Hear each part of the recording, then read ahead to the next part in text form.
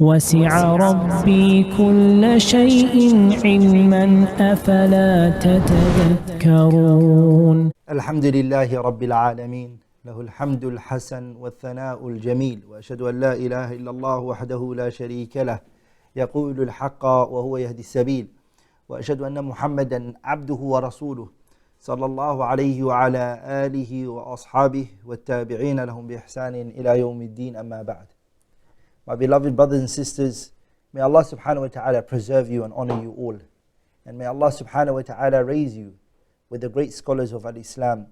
إِنَّهُ وَلِيُّ ذَلِكَ وَالْقَادِرُ عَلَيْهِ. Allah has the ability and the strength and the might to do that.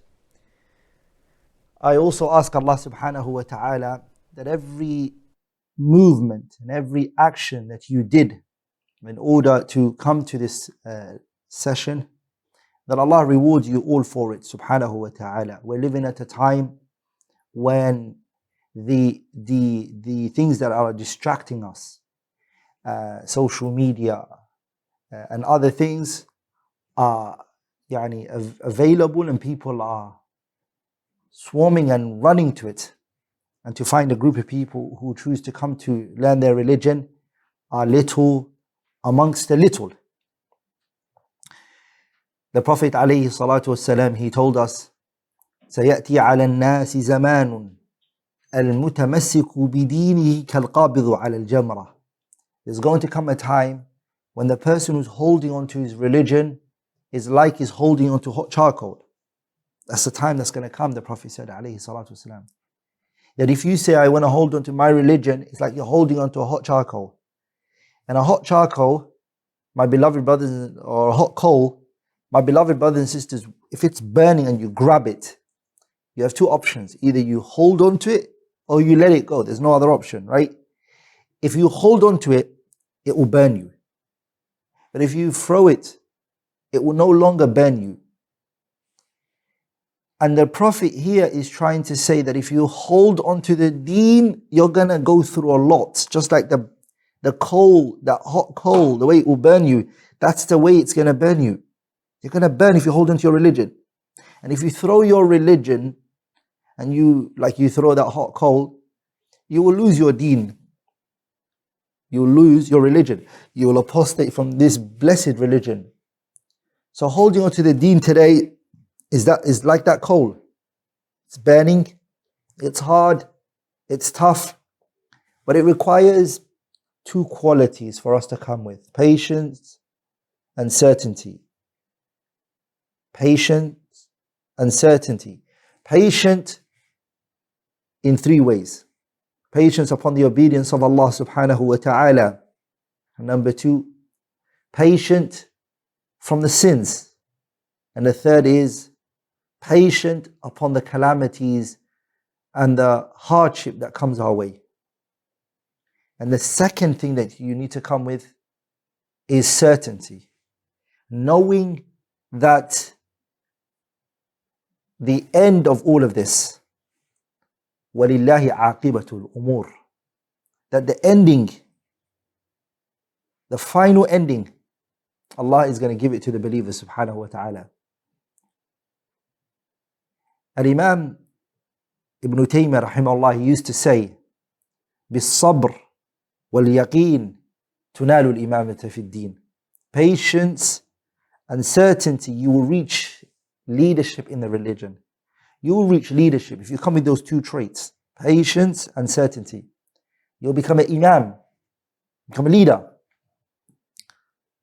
Times of fitna, you need those two in order to be imamah. You have to have patience and you have to have certainty. Now the question here is, what's the bare minimum of patience that I need to come with?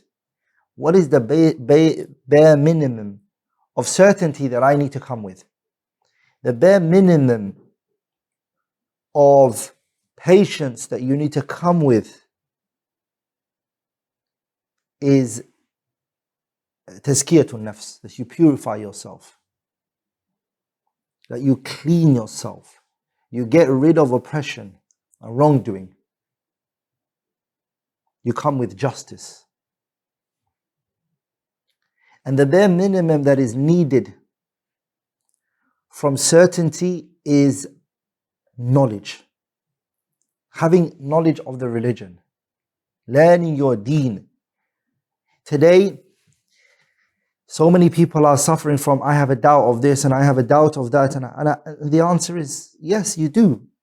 Because you are presenting yourself to these issues. You are listening to these doubts and you don't even have the equipment. You don't have the tools. You don't have the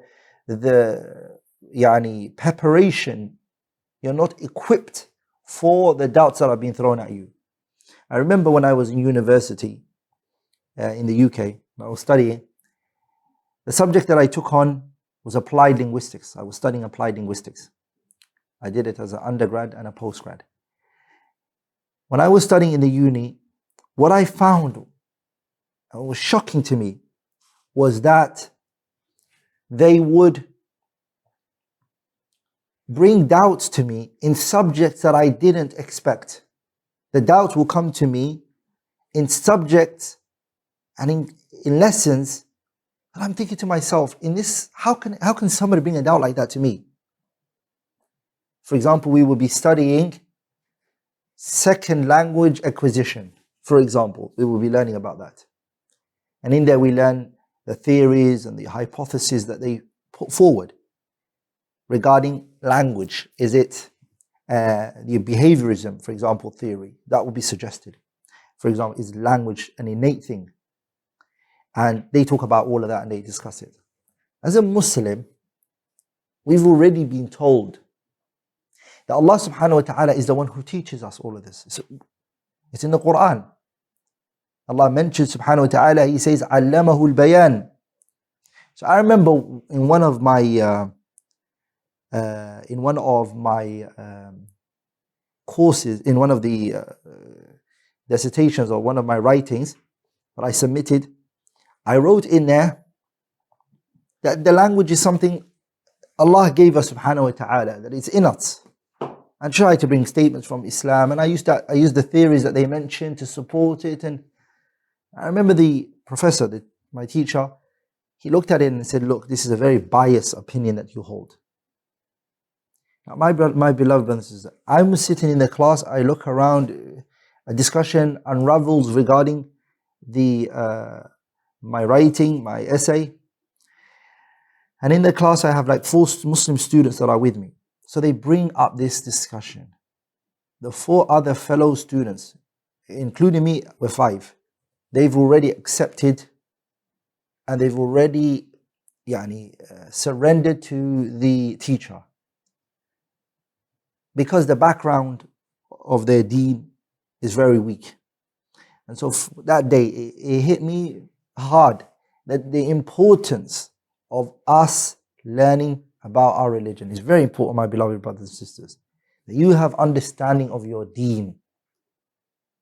Then what happens is, if anyone throws doubt at you, you'll be like a mirror. It will go on you, but it won't stick with you.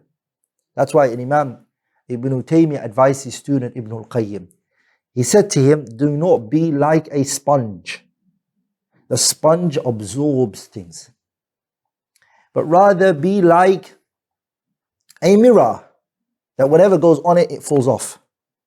Whatever goes on it, it doesn't stick on it. It doesn't absorb it. It doesn't take it in. A glass will not take things in, where a sponge would." So, learning about your deen, learning about your religion. The doubts today, my beloved brothers and sisters, is coming from all directions. It's coming from the minute you open a YouTube video, the minute you message a friend. It's coming from all different directions. So you need to know what your Lord, Allah subhanahu wa ta'ala, is saying. What your Messenger sallallahu alayhi wa sallam is saying. Wallahi, brothers and sisters, the religion, this deen that we have, wallahi, it's the best thing that we have. There is nothing greater than it. There is nothing better than it. Why are we not then giving our time and our heart to this deen? Why are we not exerting everything? If Allah is telling us in the Qur'an, فَإِمَّا يَأْتِيَنَّكُم مِّنِّي هُدًى فَمَنْ تَبِعَ هُدَايَ فَلَا يَضِلُّ وَلَا يَشْقَى وَمَنْ أَعْرَضَ عَنْ ذِكْرِي فَإِنَّ لَهُ مَعِيشَةً ضَنكًا وَنَحْشُرُهُ يَوْمَ الْقِيَامَةِ أَعْمَى قال رب لم حشرتني أعمى وقد كنت بصيرا قال كذلك أتتك آياتنا فنسيتها وكذلك اليوم تنسى. If we hold on to this religion, we're going to get the good of this world and also the good of the hereafter. So why are we not holding on to it? It's, you know who prescribes for us that we're going to find good in this world and the hereafter. Who's saying that to us? Allah. وَلَا يُنَبِّئُكَ مِثْلُ خَبِيرٍ. No one is going to inform you the way Allah is subhanahu wa ta'ala. وَمَنْ أَصْدَقُ مِنَ اللَّهِ قِيلًا وَمَنْ أَصْدَقُ مِنَ اللَّهِ حَدِيثًا. Who is more truthful than Allah? No one can inform you the way Allah can. He is saying to us that if we hold on to His religion, if we take His religion serious, if we exert our time and our effort into our deen, Allah is saying to us, He will take care of us, He will bring us happiness, He will bring us joy, subhanahu wa ta'ala. But if we don't, brothers and sisters, we're going to suffer. I want to give you one example, inshallah ta'ala, I'm going to take your questions, inshallah ta'ala. There was a battle from the battles of Al-Islam, one of the greatest battles. This battle is known as Ghazwatul Khandaq. It's also known as Ghazwatul Ahzab. It's the battle of the trench. This battle was bigger than the other few battles that the Prophet sallallahu alaihi wasallam, the two big other battles before that, which was Badr and Uhud. This battle, Ghazwatul Ahzab, known as Ghazwatul Khandaq, the Sahabas didn't see anything like this.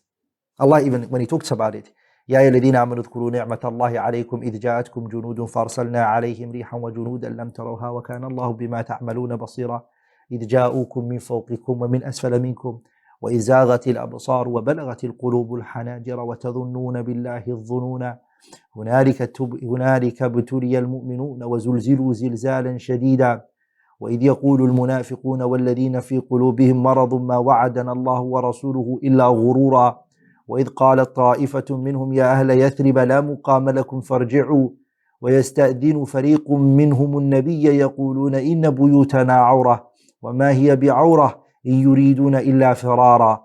Allah talks about how the believers felt that day, the way that even their hearts, it came to their throats. It was hard. Do you know why it was? Because three big forces were against the Prophet and his companions. They were the people of Banu Nadir, who the Prophet kicked out of Medina. And Allah mentions their story in Surah Al-Hashr. The people of Ghatafan and Quraysh.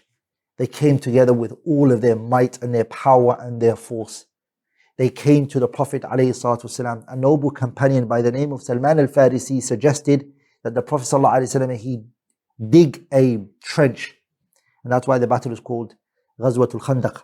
The Sahabas, they dug a trench, and this was a tactic Salman al-Farisi took from Persia, and the Prophet adopted it and used it. It wasn't something that the Arabs were familiar with. The moral of the story, my beloved brothers and sisters, is in that battle, in that event, in that moment, the people they divided into two camps. The first camp was the munafiqun, the hypocrites. The hypocrites, when they were in that moment, they responded to this with what? With hypocrisy, with disbelief. That's how their response was. Allah says, وَإِذْ يَقُولُ الْمُنَافِقُونَ وَالَّذِينَ فِي قُلُوبِهِمْ مَرَضٌ مَا وَعَدَنَا اللَّهُ وَرَسُولُهُ إِلَّا غُرُورًا. Allah and His Messenger have not promised us except deception. That's what they said. Allah and His Messenger fooled us. Allah and His Messenger they're blaming Allah at that moment of calamity. Ponder here, brothers and sisters. Now let's look at the same issue, the same event, the same moment, what the believers were saying on the other side. Allah says, وَلَمَّا رَأَى الْمُؤْمِنُونَ الْأَحْزَابَ قَالُوا هَذَا مَا وَعَدَنَا اللَّهُ وَصَدَقَ اللَّهُ هذا ما وعدنا الله ورسوله وصدق الله ورسوله وما زادهم إلا إيمانا وتسليما. The believers, they said exactly opposite to what the munafiqeen were saying. They said Allah and His Messenger, they promised us, their promise was true. And Allah then said, look after that, وما زادهم إلا إيمانا وتسليما. What increased for them is belief in Allah, and they surrendered more. In life, look at it as that battle. Ghazwatul Khandaq, Ghazwatul Ahzab. Some people, أَلَا فِي الْفِتْنَةِ سَقَطُوا. They drop in the dunya and they fall and they follow their desires and everything. Another group of people they hold on to their religion, they learn about their deen. Why do you then think, brothers and sisters, ask yourself this question, why do you think that the munafiqun, they said, وَإِذْ يَقُولُ الْمُنَافِقُونَ وَالَّذِينَ فِي قُلُوبِهِمْ مَرَضٌ مَا وَعَدَنَا اللَّهُ وَرَسُولُهُ إِلَّا غُرُورًا. Why did they say that? Why did those words come out of their mouth? Why were they questioning Allah and His Messenger? Why were they doubting Allah and His Messenger? And the believers they had faith and belief in Allah and His Messenger. Why, my beloved brothers and sisters? Is because these people knew about Allah and His religion and they surrendered to it. And these ones, they didn't know anything about Allah and His deen. They didn't surrender to it. So brothers and sisters, life is just that and nothing else. You will be tested and you will be tested, both of you. And both camps would have a different response to that particular situation. So my final say in this, inshallah ta'ala, small reminder is we're living at this time of fitan.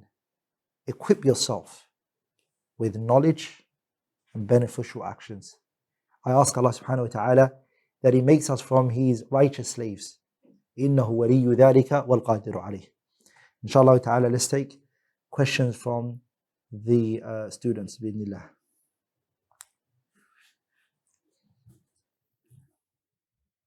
Jazakallah khair, Sheikh. Before we start the questions, some important announcement. We are aware of the issue with the website for certain users from certain countries, and we are working on fixing it, inshallah. In the meantime, the students can access the app on the Play Store and iOS Store. Secondly, the Q&A is related to the Student of Knowledge program, so any questions out of it will not be addressed during this Q&A. So the first question is, Sheikh, we have actually multiple questions regarding memorization. So they're asking, what exactly do they need to memorize from the Madkhal, Sheikh? Jazakumullah khairan, may Allah bless you all. At this moment, we haven't yet put together what is required for the students to memorize. Inshallah ta'ala, soon it will be put up for what is needed for the students to memorize, inshallah ta'ala, as a program. What we think, inshallah ta'ala, is the nazm or poetry or this or that they need to memorize. Inshallah ta'ala, that will come out soon, bi'idhnillah al-kareem. But in the meantime, there are things that you should start to memorize now. For example, and I said this either in my previous Q&A or I said it in the introduction of Seeking Knowledge, the definitions we give. We, for example, are going to define certain words. We're going to define them linguistically and then we're going to define them technically. For example, we defined the word al-fiqh. We said al-fiqh means al-fahm. And then after that, we gave the linguistic or the lexical definition for where this word al-fiqh means al-fahm. We put the ayah, فَمَا لِهَؤُلَاءِ الْقَوْمِ لَا يَكَادُونَ يَفْقَهُونَ حَدِيثًا. What are these people who don't understand my speech? أما رب اشرح لي صدري ويسر لي أمري واحلل عقدة من لساني يفقه قولي. So we brought those evidences. You should start now memorizing those evidences. We also brought the opinion that some of the scholars, they said you can't say al-fiqh is al-fahmu, it's mere understanding. You can't. So what you need to say is that it means detailed knowledge. It's not just a surface level knowledge. It has to be detailed knowledge. In other words, it has to be fahmun daqiq, detailed, specific knowledge. So you can't say, for example, faqihtu anna as-samaa'a fawqana. I came to understand, I have fiqh that the sky is above us. No, you can't. Because the sky being above is something everybody knows. So we spoke about this definition, right? So you need to start learning the linguistic. If I asked you now, what is al-fiqh? You need to say, al-fiqh huwa al-fahmu fi al-lugha. والدليل قوله تعالى فما لهؤلاء القوم لا يكادون يفقهون رب اشرح لي صدري ويسر لي امري واحلل عقدة من لساني يفقهوا قولي. You need to say these ayat and hadith quickly. We also even spoke about the fiqh. In the early stages of Islam, it meant the entire religion. And we gave an evidence of the hadith of the Prophet ﷺ, مَنْ يُرِدِ اللَّهُ بِهِ خَيْرًا يُفَقِّهُ فِي الدِّينِ. Whoever Allah wants good for them, He makes them understand the religion. So then fiqh here is a mustalah am now. It's a general term. And it doesn't just mean al-ahkam al-amaliyah. It doesn't just mean jurisprudent rulings or action-based things. It also means what you believe. So now at this point, you need to start memorizing definitions. Okay? You need to also memorize any evidences that are provided for you on certain issues. You need to be doing that, inshallah ta'ala. For example, if you come across a term that we used in Arabic and you don't know what it means, and you found out from the translation that we gave what the word meant, then what you need to start doing is start also making a little book for yourself where you write those Arabic words in there and you write the English next to it. So your Arabic lexicon grows and you are a person who is learning many terms. I hope that answers your question, inshallah ta'ala. BarakAllahu feek, Sheikh. Sheikh, a brother asks how to act upon theoretical sciences like when studying something like history or grammar. The way to act upon these sciences, for example, Arabic grammar, is the more you learn, the more that you appreciate the tafsir and the explanation of the Qur'an. For example, the Arabic grammar, it directly affects the Qur'an. If you have, for example, a very bad grammar, you will mess up the meaning of verses of the Qur'an. For example, it's a very common example, like in Allah subhanahu wa ta'ala, He says, وَإِذِ ابْتَلَى إِبْرَاهِيمَ رَبُّهُ بِكَلِمَاتٍ فَأَتَمَّهُنَّ. Allah is telling us here that Allah tested Ibrahim. Just by changing the grammatical rule, you would change it from Ibrahim tested Allah. For example, here we have the maf'ulun bih, which is the object in the sentence. And we have a subject and we have object and we have a verb. If you look at English language, it's a SVO language, meaning subject, verb and object. That's how the English language is. The Arabic language is different. The Arabic language is a verb comes first, then the subject comes second, and then the object comes third. In this verse, what has happened is that the object came before the subject. That's why some people do that mistake. So they were reciting the verse and they say, وَإِذِ ابْتَلَى إِبْرَاهِيمُ رَبَّهُ بِكَلِمَاتٍ. And that's wrong. Because you're now saying, Ibrahim tested Allah subhanahu wa ta'ala. And who is it that tested who? It's Allah tested Ibrahim alayhi salam. That's what the ayah says, وَإِذِ ابْتَلَى إِبْرَاهِيمَ رَبُّهُ بِكَلِمَاتٍ فَأَتَمَّهُنَّ.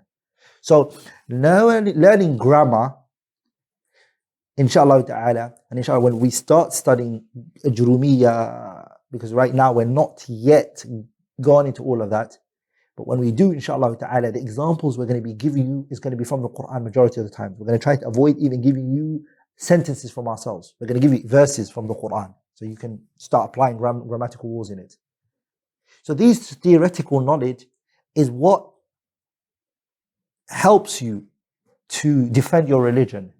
For example, there are doubts in linguistic that are spoken about, and there's like a branch, a group of Orientalists who specialize in looking at the Qur'an from a grammatical, they look at it from the Arabic grammar, and they say that the Qur'an is grammatically wrong. And I've dealt with some of those issues in my YouTube series where I spoke about the preserved book. One of the episodes, I spoke about the doubts that they bring regarding the Qur'an, the grammar. Inna alladhina amanu walladhina hadu wal nasara was sabiina man amana billah.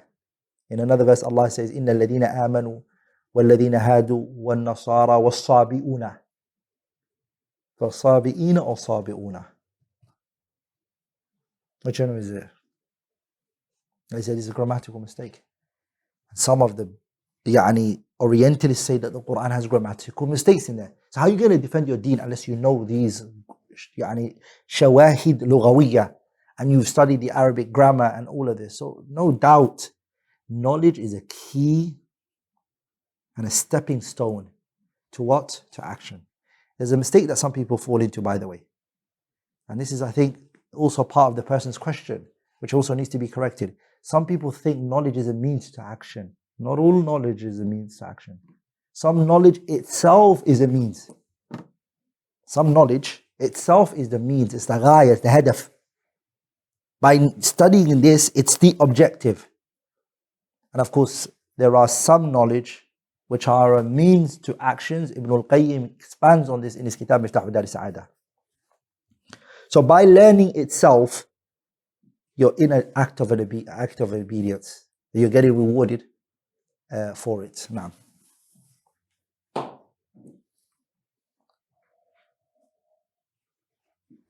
Jazakallah khair, Sheikh. A sister asks, in the fiqh class you mentioned that the hadith in Bukhari about reading Qur'an once a month, and you said it until the Prophet ﷺ said to him 3. The narration she found in Bukhari said 7. So she's asking if there is a different narration. Repeat the question again. In the fiqh class, yes, you mentioned about hadith in Bukhari about reading Qur'an once a month, and you said the Prophet ﷺ said to him 3. Yeah, and I think she's referring to completing it in 3 days. And she's saying she found a narration in Bukhari which said 7. Okay. She's talking about the hadith of Abdullah ibn Amr ibn As. Abdullah ibn Amr ibn As, the narration is, if my memory serves me right, Abdullah ibn Amr ibn As was married to a woman from one of the greatest women of Quraysh. And his father came, Amr ibn As, and he complained to the Messenger alayhi salatu wasalam, the father. And he said, Ya Rasulullah, inna ibni hadha, my son here, Abdullahi, zawwajtuhu afdal imra'atin min Quraysh. I married him off to one of the greatest women of Quraysh. That's what I did. And here he is, he spends the whole entire night praying and the whole entire day he's fasting. So in other words, he doesn't give this woman any time. He doesn't, the whole night he's praying and the whole day he is fasting. So there's nothing she gets from him.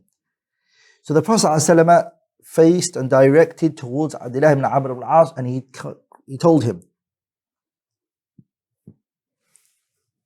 and he commanded him to fast, and fast one day and break off. The final agreement was أن يصوم يوما ويفطر يوما, to fast one day and to break one day. And every time he was saying, Ya Rasulullah, inni utiqu akthara min dhalik, O Messenger of Allah, I can do more than that. O Messenger of Allah, I can do more than that. And so the Prophet sallallahu alaihi wasallam finally said to him, finish the Qur'an once a month, alayhi salatu wasalam. But the narration that you came across is that, and I think I mentioned, and I'll go back to the video if I've said anything wrong to see, inshallah ta'ala, that finally the Prophet sallallahu alaihi wasallam, he said every time Abdullah ibn Amr ibn As was saying, Ya Rasulullah, I can do more than that. Ya Rasulullah, I can do more than that. Until they agreed on finishing the Qur'an every 3 days or every 7 days. Naam, every 7 days. Naam. Jazakallah khair, Sheikh. Sister asks, does ta'rif just means definition or also the limits of that subject? Or is it only al-had, that means limits of that subject? So had and the word at-ta'rif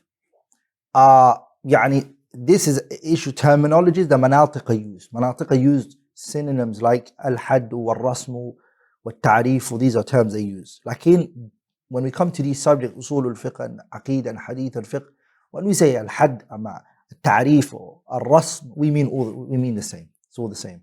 It just means the definition of it, this word. That's what we mean by it. Naam.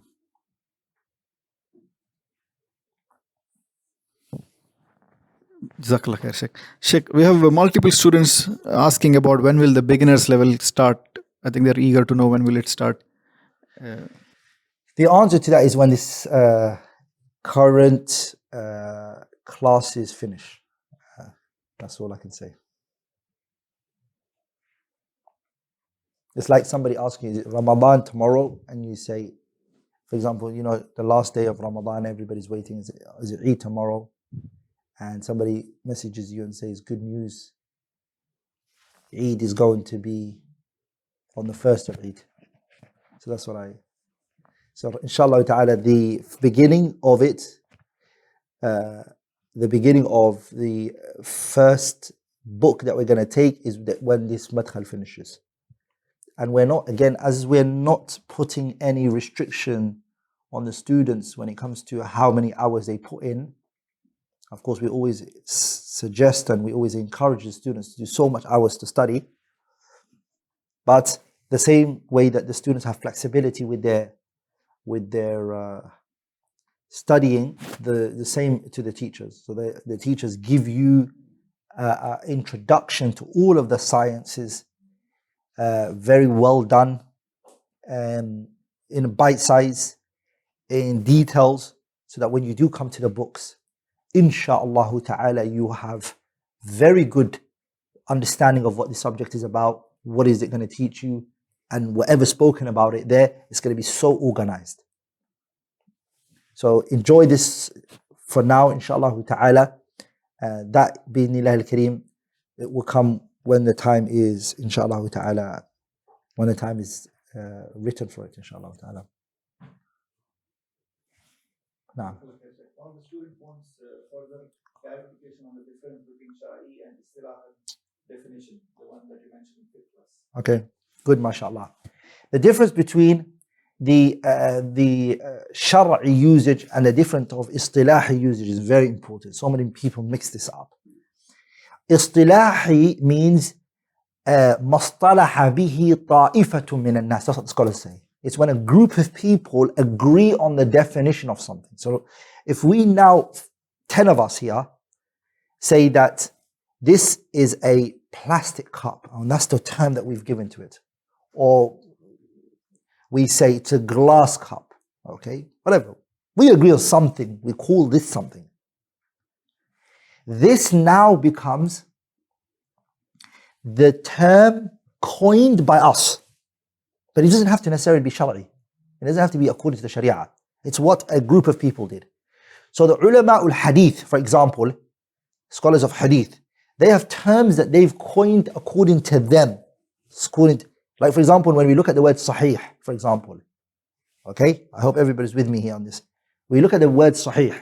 According to the scholars of hadith, the word sahih means مَتَّصَلَ إِسْنَادُهُ وَلَمْ يُشَذَّ أَوْ يُعَلْ يرويه عدل ضابط عن مثله معتمد في ضبطه ونقله. That's what it means. It means an authentic chain of narration that meets 5 conditions. The chain of narration is connected. اتصال سند. The narrators are 2 things. They are reliable and they have precision. And 2 things are absent. They're not there, which is there's no hidden defect in there, and the narrators have not opposed other reliable narrators. There's no shudud. Those are the 5 conditions. That's what the scholars of hadith consider sahih. So when you're in the science of hadith and you hear the word sahih in a book of hadith, you know what they mean by it is an authentic hadith. But does that same word mean the same to the scholars of morphology, sarf, when they say this word is sahih? No. They mean it's something else. They mean that binyatul kalima, this word has no يعني ما خلا منه حرف من حروف العلة. A letter from the letters of defect is not in there. Waw, alif, ya is not in this word. Does that make sense, brothers and sisters? So that's what it means when we say this word اصطلاحا عند المحدثين أما اصطلاحا عند الأصوليين أما عند النحاة أما عند الصرفيين. That's what we mean by it. Shar'an means what does Allah and His Messenger mean by it? What does Allah and His Messenger? So it can happen sometimes that a group of people, they coin a term and it goes in line with the Sharia. That's fine. It happens sometimes. That a istilah becomes the same meaning as Allah and His Messenger. No. Jazakallah khair, Sheikh. The next question is, what is the difference between mawdu' and masail of a subject? Mawdu' is it means the topics that are in this subject. Comes يعني موضوع, these the topics that are in this subject. So for example, when you look at Nahu, for example, the subject Nahu, what does it deal with? Nahu, as we know, it talks about أقسام الكلام. Okay, that's what it's going to discuss. Okay, the types of words. What else is it going to talk about? It's also going to talk about Arabic grammar. It talks about al-i'rab wal-bina, which is a second. Okay, what else does it talk about? It talks about al-marfu'at. It also talks about al-mansubat. It also talks about al-makhfudat. It also talks about al-tawabi'. That's the headings of the subject. If you open Ajurumiyya now, that what I just mentioned to you, exactly in order as I said it. You're going to see it like that. That's mawdu' and the topics that are studied in Nahu. Does that make sense? That's what's meant by al-mawdu'. The second word was what? Mawdu' and what? Al-masail now. Mawdu' is the headings. So top headings. Masail is the detailed issues. Now.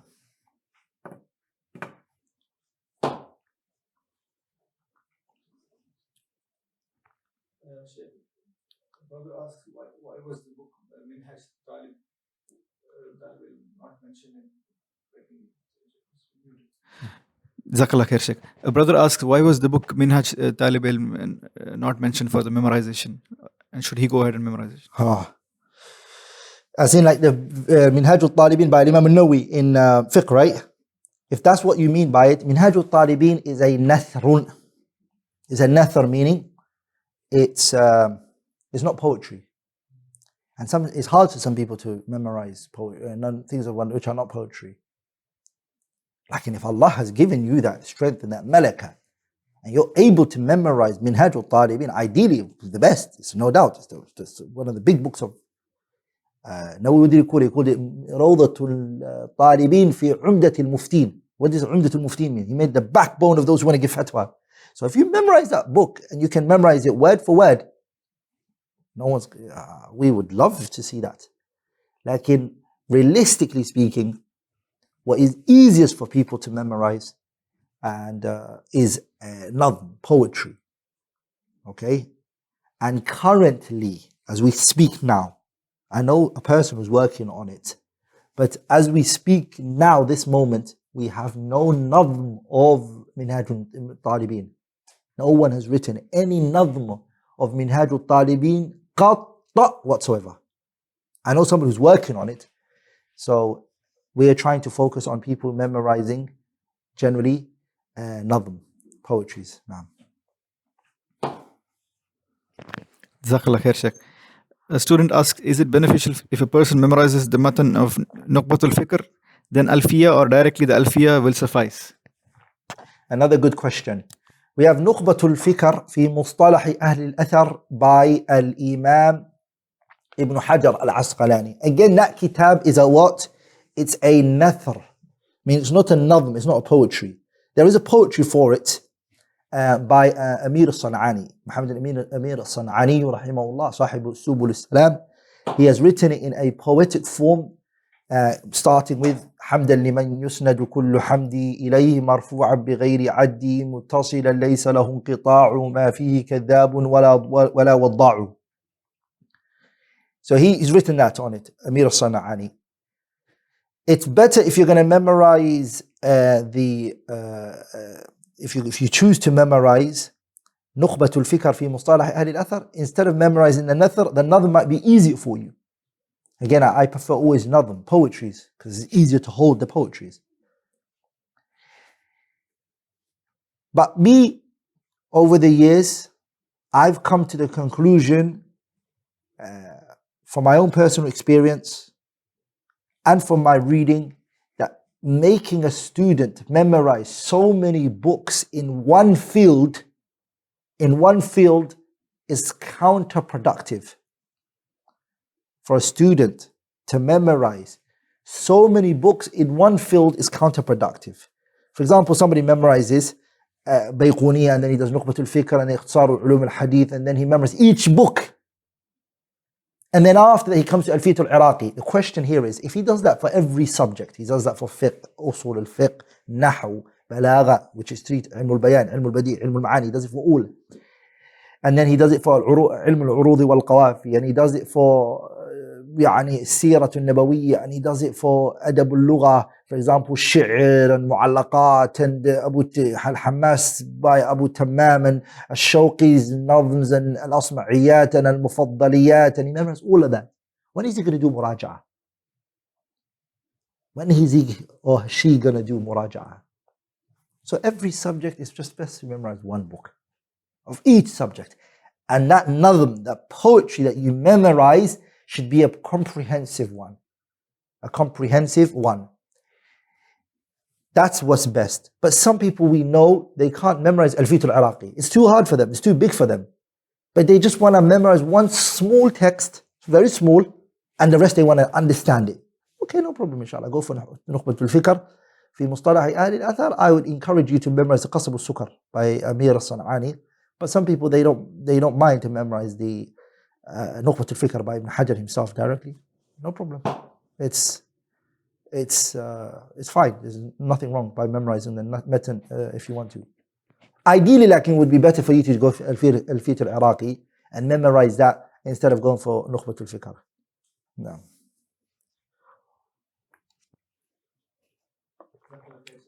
Jazakallah khairan.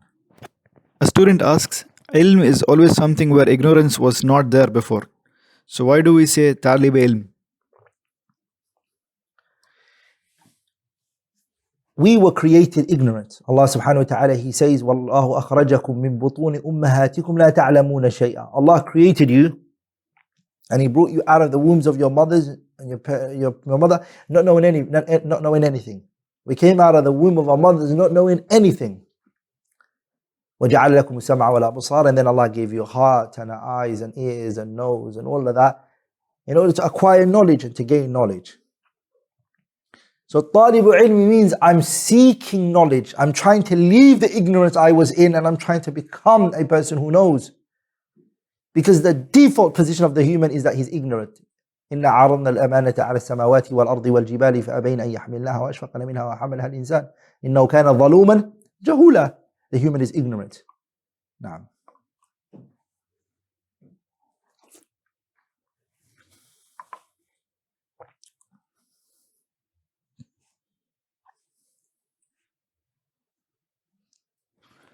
Sheikh, you mentioned in the introduction to seeking knowledge about not being easily available to people.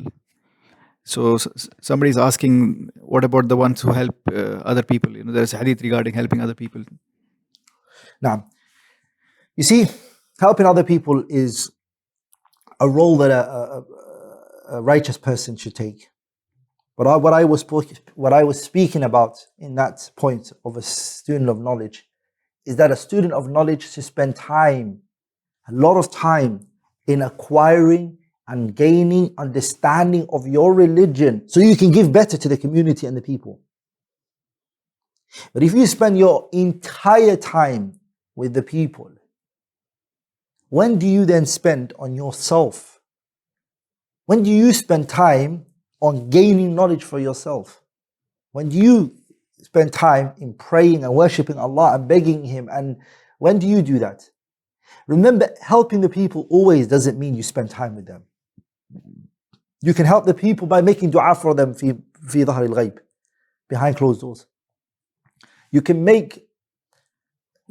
help people by you learning, so that when issues of calamities and hardship befall the people, you have the knowledge and the wisdom and the understanding to take the people out of that calamity and that hardship.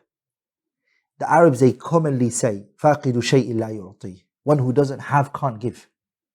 You can't help people if you haven't helped yourself first. Charity starts from home. Charity starts from you.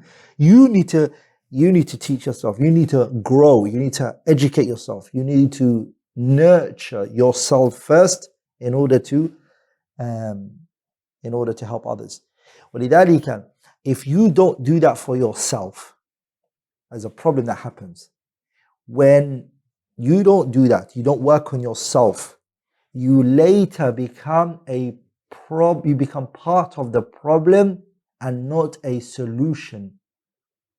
You become part of the problem.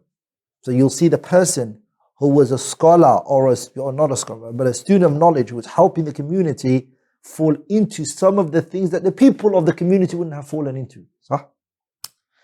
So all of this is that the person has to take his, you need to take your means and get ready for helping others. Now, Jazakallah khair, Sheikh. A sister asks, should the beginner student of knowledge close down his or her social media accounts and focus more on studies, or continue with the dawah on such platforms? Ideally, yes. Ideally, honestly, I encourage students of knowledge to who are beginners, get away from social media, get away from all of this. Stop preaching to other people online and teaching them when you're a beginner.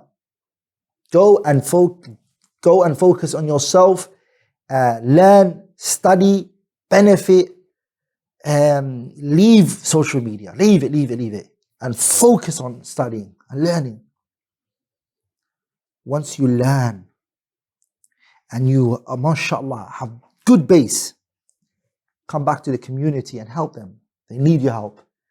But you're a beginner student of knowledge, and you pretend that you are a student of knowledge, that you know, and you're a beginner. You know yourself, you're a beginner. So you show people books, you show them your shelf, and it's not good. Al-mutashabba' bima laysa fihi kalabis thawbay zur. The poet, he said regarding this issue, the Arabs even commonly say this as well. They say anybody who pretends to be what is not, فَضَحَتُ شَوَاهِدَ اللَّيَالِ, time will expose him. Time will expose you if you pretend to be what you're not. So just keep yourself humble and learn and just benefit. You know what it is, the sad reality that we're living in. I ask Allah Ta'ala to give us sincerity. We're living at a time when you can't do something for yourself. It's not about you anymore. Everything we do it for other people to see it. We want to share everything. So sometimes there's a borderline of showing off. Sad, but this is a reality. It's becoming a person a student of knowledge will keep showing people his library, or he will show people his him reading, or he will every day he will take a picture of a page or two and then share it in a group or a WhatsApp group or on a YouTube channel or this and that, like as though he read the entire book. And you be honest to yourself, be truthful to yourself, okay? And just do this for yourself. Don't do it for other people. Do it for yourself. What do I mean do it for yourself? I mean, don't show it off to other people that you're reading. Why do people need to know? You just do it yourself. Benefit yourself. And inshallah ta'ala, the benefit will bring it to the people after that. Allah knows best, subhanahu wa ta'ala. A connected question to that, Sheikh, is a student asks, shall we stop watching speaker corners, debates, and just focus on studies, no news, or be up to date with the YouTubers and what's happening around the globe? 110%. That person, the answer to it is 110%. Don't waste your time. Or there's YouTube back and forths and what's it called? When you watch somebody else's video and then you reaction videos. You react, don't waste your time on all of that. Don't wait. Brothers, بطول الكتب والمجلدات, in these books, in the middle of these books, the knowledge that is in it and the khair that's in it, it's so beautiful, so much. So much. The Arabic language you learn from it, the hadiths and the istinbatat, the way they extract rulings from it, the way they structure their sentences. When you read, for example, the works of Sayyid Ali al-Marsafi, and you read the works of Mahmoud Shakir and Muhammad Muhyiddin Abdul Hamid and Ahmed ibn Hassan al-Zayyat, and these udaba, you're like, Allahu Akbar. You read the works of Ibn Kathir, how the tarikh, the way he brings it down and he breaks it for you and puts it together for you. يعني تتعجب.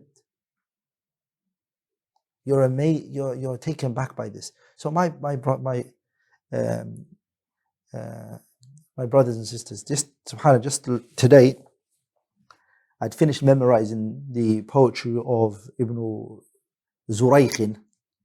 Ibn Zurayq was a story of Ibn Zurayq al-Baghdadi. If you're listening, inshallah ta'ala, go to YouTube and even try to memorize it. Some of the ulama used to say, ليس الرجل من ليس أديبا حتى يحفظ قصيدة ابن زريق. It's called قصيدة اليتيمية, they call it, because it's the only poetry that's found from him. Ibn Zurayq, they say he was from Baghdad and he was married to his cousin and he loved her so much. It was a woman that he extremely loved. He loved her a lot. And what happened was every day he would leave home and try to look for money for her. And he would come home with nothing. And then the next day he would do the same. He would go out to get money and he wouldn't be able to get any money. So finally he made the decision that he's going to leave Baghdad and he's going to go to Andalus. And Andalus, he heard there was a ruler there who gave money. Abu Abdurrahman al-Andalusi, he heard he's a man who he gives. He's got wealth, plethora of money, and he gives people. And he gives a lot of money to the poets. So he said to his wife that he loved so much, I'm going to leave inshallah ta'ala to Andalus and I'm going to go there inshallah ta'ala and I'm going to get money for us inshallah ta'ala. She said, don't do it. He said, I have to. Every day we can't live like this. She said, don't go, stay. He insisted. He said, I'm going to leave. Brothers and sisters, from Baghdad to Andalus took him 10 months journey. 10 months he was away from his wife, nearly a year. He got to Andalus. When he reached Andalus, he read the poetry on the ruler. He had the opportunity to read the shi'r and the poetry on the ruler. When he read the poetry on the ruler gave him little money. So this is your money. For 10 months he's been traveling. And this is the money he gets. He went back to where he was staying, and out of stress and pain, and they said he died. The ruler, they said he gave him the money just to test him. He was only testing him. After a few days, he called him, and he told his men to go and find him because he wanted to give him more. But when they went to his place, they found him dead, and he had written poetry for his wife. I encourage you to go online and read it, inshallah ta'ala. It's one of the most saddest poetries you would ever read, or one of the saddest poetries you read. What I mean by this, all this, brothers and sisters, is that if you want to waste time, read this stuff.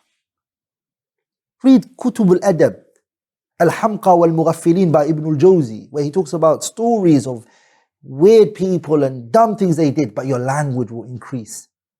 It will, do you understand, my brothers and sisters? There is, of course, times when you're reading and you're studying so much masail that you want to relax. Don't relax by going to YouTube and Instagram and TikTok and all these unnecessary places. You're a talib ilm now, inshallah ta'ala. You're a student of knowledge. Go to stories in Islam, buy qisas books, poetry. Familiarize yourself with Arabic poetry where you start enjoying it, the beauty of these poetries. It will change the way that you are, inshallah ta'ala. Jazakallah khair, Sheikh. Connected question. One of the students says that a student of knowledge must dedicate all of their free time to studying. Does this mean we can't do things like sports? No, definitely. Do sports. Work out, body, mind, and soul. Every day that you wake up, inshallah ta'ala, work on these three. Your body, your mind, and your soul. That's good. There's nothing wrong with that. But listen, when you're going to that place, for example, you're going to the gym, or you're going to go out there and play football, inshallah ta'ala, whatever you're going to do. On the way there, you can listen to a lecture. There's so much beneficial lectures online. You can listen to it while you're going there. And when you're coming back, all of these little, you could, even if you go to the gym, you can listen to a lecture whilst you're in your gym. So you can, you see, seeking knowledge you can fit in every place. When I was coming here right now, I was listening to a beneficial lecture on the way. And when I go back, I'm going to do the same thing. I'm going to be listening to a lecture. And by the time I reach home, I'm going to start reading again, carry on from where I left off from my reading. So you can always benefit. You don't have to waste your time in any way, shape, or form. Right now. A student asks, what is the difference between fiqh and fahm? The difference between fiqh and fahm, as I said to you, according to a opinion, is that fiqh is more detailed understanding, whereas fahm can be even the most basic thing. You can say,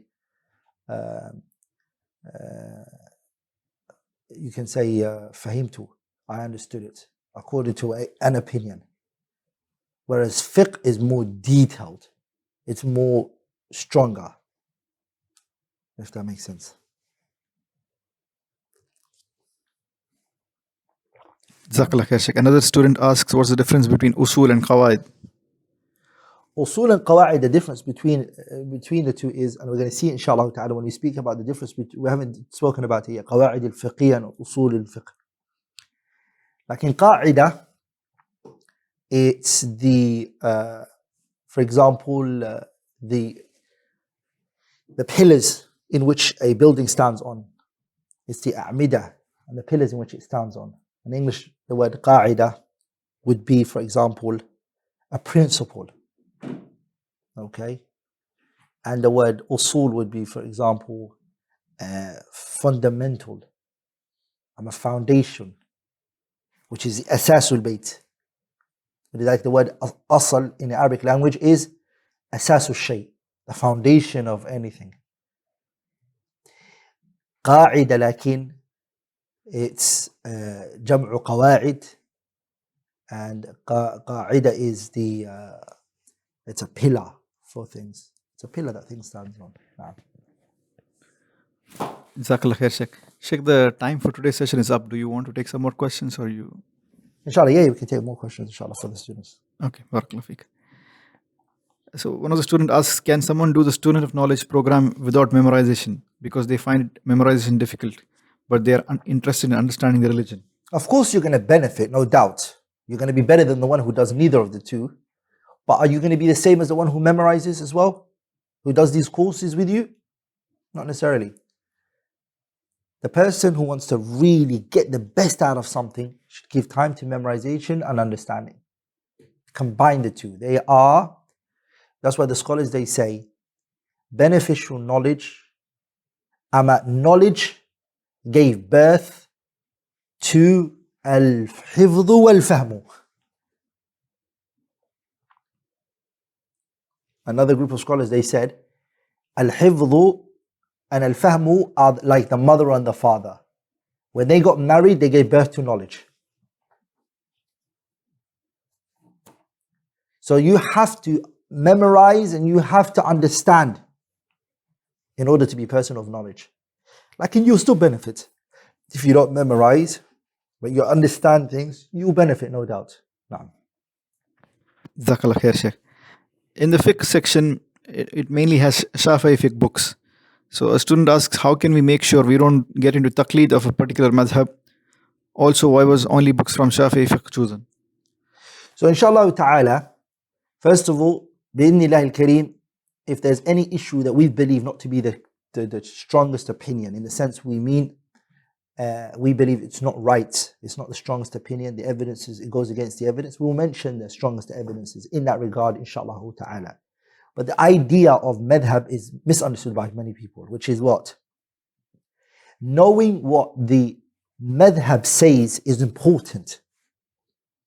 Knowing what the Hanafi madhab say, right or wrong, is a different issue. But knowing what they said is an important thing. Knowing what the Malikiyah say is important. Knowing what the Shafi'iyah say is important. Knowing what the Hanabila say is important. After knowing it and their evidences, what they said and why they said it, then if you take another opinion that you believe to be right, you have to remember it's subjective if that opinion is right or wrong. Does it make sense? If it's subjective, then I might say, for example, the madhab here is wrong, the dalil that is strong here in this matter is this. I might be wrong myself, the madhab might be right. So it's subjective. Again, what is right and what is wrong in a lot of cases when it comes to issues of fiqh. A lot of issues of fiqh is subjective, what is right and wrong. Okay, there are issues which in fiqh are clear cut. We don't accept it as subjective. It's an objective matter. It's clear cut. And la shakka, aqeedah is also like that. Aqeedah is clear cut. There's ijma'at, consensus in many issues of aqeedah. The bulk of aqeedah is consensus. Okay. What the second part of the question, which is why did we specifically choose the Shafi'i madhab? Number one is because I'm the one that's going to be teaching the fiqh, inshallah ta'ala, and the madhab that my heart sits with the most and I appreciate the most and I've grown up to study is the Shafi'i madhab. Okay, that's number one. Number two, I can't take on teaching multiple madhabs at the same time. So the two madhabs that I have studied is the Shafi'i madhab and the Hanbali madhab, and a small portion of the Maliki madhab. Hanafi is even further from me. Okay, so inshallah ta'ala, as we go on and AMAU carries on, for again, we are at the beginning right now. As time goes on, inshallah ta'ala, in the future, I can see bi'idhnillah al-kareem us bringing on teachers who teach Hanbali madhab, teachers who teach the Maliki madhab, teachers who teach the Hanafi madhab. But one thing I can say is that whichever madhab you study, inshallah ta'ala, and you learn from, inshallah ta'ala, the ultimate goal is to understand the book and the sunnah. That's why we're studying these madhabs.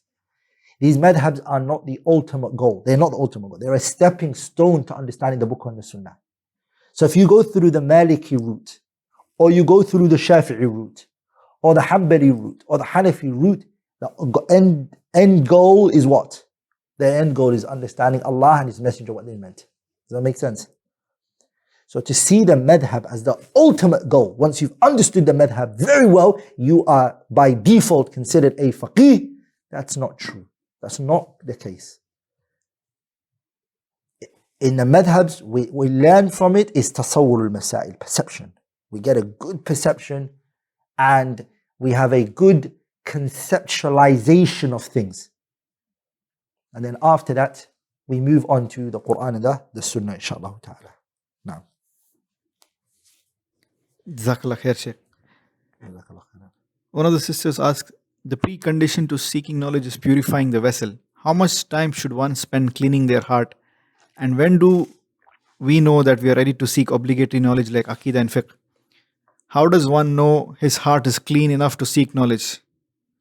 So there's a few questions, inshallah ta'ala, that we need to unpackage, inshallah ta'ala. Let's take it one by one. The first question was what? How much time should one spend cleaning their heart? Every time. Every moment. Every second. The Prophet ﷺ from the beginning, what was he called? وَثِيَابَكَ فَطَاهِرْ يعني وَقَلْبَكَ فَطَاهِرْ. Clean your heart. Cleanse your heart. Purify your heart. So that's the first. وَقَلْبَكَ فَطَاهِرْ. إِنَّ اللَّهَ لَا يَنْظُرُ إِلَى أَجْسَامِكُمْ وَلَا إِلَى صُوَرِكُمْ وَلَكِنْ يَنْظُرُ إِلَى قُلُوبِكُمْ وَأَعْمَالِكُم. Allah looks at your actions and your heart. So if Allah is looking at your heart, means He's looking at it all the time, subhanahu wa ta'ala. So you need to clean your heart every time and every moment. That's why you need to repent. That's why you need to rectify yourself. So it's a battle for the rest of your life that doesn't end. It doesn't finish until you meet Allah subhanahu wa ta'ala. That's number one. Hey, number two, what was the second question in there? When do we know that we are ready to seek obligatory knowledge like Aqidah and Fiqh? The question seems to be structured in a way that it might seem wrong, which is that Aqidah and Fiqh is not something you get ready for and then you go seek it. You have to seek it. For example, there are matters within Aqidah you have to know. For example, the 6 articles of faith, the 6 articles, أن تؤمن بالله وملائكته وكتبه ورسوله واليوم الآخر وتؤمن بالقدر خيره وشره. Knowing Allah's oneness, knowing Allah is the one who deserves to be worshipped. What does that mean? وبعد فالتوحيد علم ينبل على العلوم كلها ويفضل قد أوجب الرحمن منه قدرا ليس يصح دين حتى يدرى. So there's a portion you have to know. What about issues of fiqh? There's an amount of issues of fiqh that you need to know. There is an amount of fiqh that you need to know. For example, tahara, issues of purification. You need to know the issue of salah, how to pray your salah. It's not about whether you're ready or not. It's something you need to learn straight away. Something you need to embark on straight away. Even the scholars mention, if a person doesn't know the tahara and the salah, and his parents say to him, don't go seek knowledge, and he doesn't know this, he disobeys his parents and he goes and he seeks it. Because it's a what? It's wajibun. To know how to pray and also how to purify yourself. So it's a must knowledge. It's called ilm, which is daruri. It's a necessary knowledge. That type of knowledge, you have to go for it straight away. You have to learn that straight away now. The last part of the question is, Sheikh, how does one know his heart is clean enough to seek knowledge? You don't know. You don't know. To think that you know that your heart is clean is when your heart is actually not clean. It's an evidence that your heart is dirty and it's filthy. To think you're perfect or you're good or your heart is clean. The believer questions himself every time. Hence why he keeps repenting and asking Allah for forgiveness. That's why the Prophet said to Abu Bakr as-Siddiq, Siddiqu hadhihi al-ummah, the greatest man after all the prophets to walk on this earth. He said, Allamani Rasulullah sallallahu alayhi wa sallam. Abu Bakr said, the Prophet taught me to say in my tashahhud, Allahumma inni zalamtu nafsi zulman kathira wa la yaghfiru dhunuba illa ant faghfir li maghfiratan min indik warhamni innaka antal ghafurur rahim. If the Prophet taught Abu Bakr to say this dua, which is Allahumma inni zalamtu nafsi, oh Allah, I oppressed myself, I wronged myself, I have exceeded my limits and my boundaries, Abu Bakr, then what do you think? So you have to consistently clean your heart. Consistently. Never think to yourself, your heart is clean. Some people, they say to you, Wallahi, I'm sincere in saying this to you. No, you're not. No, you're not. You have to question yourself. You have to doubt yourself when it comes to these issues. And it's a good sign. By the way, it's not the doubting where you doubt yourself and it doesn't push you towards working hard. We're talking about questioning yourself to make yourself better. Working even more harder, pushing yourself to your limits. That's a praiseworthy thing in Islam. It's a what? It's a praiseworthy thing. And to acknowledge that you are wrong is one of the beautiful things a person can have. Now, Jazakallah khair, Sheikh. We have a lot of questions that are admin related, so we request the students to send an email on helpdesk@amu.org. It includes even suggestions and ideas that they have, things for improvement. They can email it to us, inshallah. inshallah. I think let's end the session today, Sheikh, with one last question. There are a couple of students who go to public school and there is free mixing. So any advices for these students, Sheikh? My beloved brothers and sisters, these things, free mixing, casually being with the opposite gender, all these things, my beloved brothers and sisters, it affects you, and not only does it affect you, but it affects you in a negative way. And in Islam, there's a principle which the scholars mention, al-wiqayatu khayru min al-ilaj. Prevention is better than cure. So to stay away from all of this, in order to protect your deen, one of the things we want and we desire and we look forward to is that Allah protects our religion for us. It is even greater. It's even greater than our worldly affairs. That's why the dua al-qunut that we say is what? It's called dua al-qunut. Even though that name was coined later. But the point is to say, we say, ولا تجعل الدنيا أكبر همنا ولا مبلغ ولا تسلط علينا. The dua is, oh Allah, do not make our harm and our problems and our destruction in our religion. اللهم اقسم لنا من خشيتك ما تحول به بيننا وبين معصيتك ومن طاعتك ما تبلغنا به جنتك ومن اليقين ما تهون به علينا مصائب الدنيا. اللهم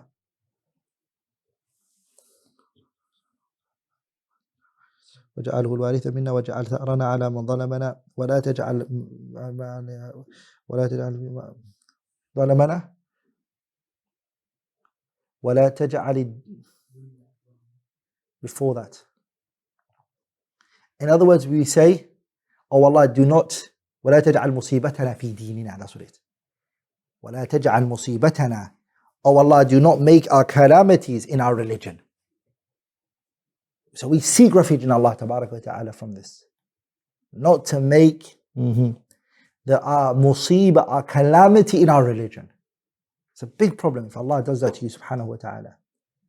And in our religion, the boys and the girls should be separated from even a young age. Imagine a brother and a sister have to be separated in where they sleep. Segregation is done between a brother and a sister in sleeping. Okay? So then, of course, the school places and things like that, there should be those segregation where boys go to their own school and girls go to their own, and everybody is separated from the other. SubhanAllah, there was actually researches that were done. Imagine this, research in the UK, okay, that was done. Schools which are segregated and schools which are mixed in terms of the performance and the concentration span and the learning. And they came to know that the schools where there were segregations had a higher performance level, higher performance rate than those schools that had free mixing. وَشَهِدَ شَاهِدٌ مِّنْ أَهْلِهَا. They testified to that themselves. Inshallah ta'ala, I'm going to stop there, inshallah ta'ala. Anything I've said that was wrong or incorrect is from me and shaitan, and Allah and His Messenger are both free from it. Subhanakallahumma bihamdih. Ashhadu an la ilaha illallah. Astaghfiruka wa atubu ilayh.